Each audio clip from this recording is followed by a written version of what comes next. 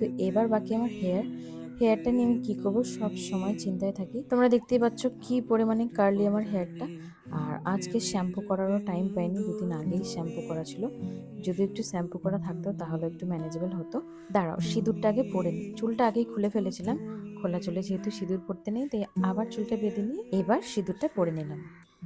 দাঁড়াও, চুলটা নিয়ে এবার একটু পরে ভাবি, আগে জুয়েলারিগুলো পরে নিই। গোল্ডের এই জুয়েলারিগুলো বার করে রেখেছিলাম, কারণ অন্য কোন জুয়েলারি কোনটা কি মানাবে না মানাবে সেটা দেখার থেকে এই এমন একটা জুয়েলারি যেটা মোটামুটি সব শাড়ির সাথে সব লুকেই মানিয়ে যায়।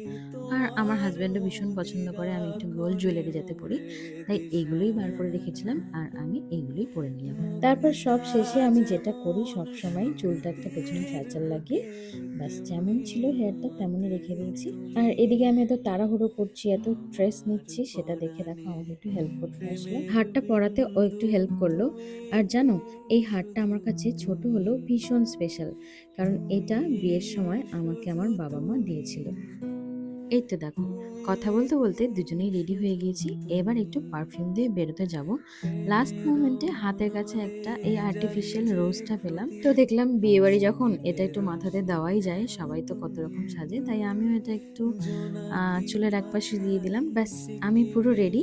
তারপর দেখলাম আয়নাতে কাজ করে এসেছে যে সেই হাতে আমার চিহ্ন এখনো রয়েছে।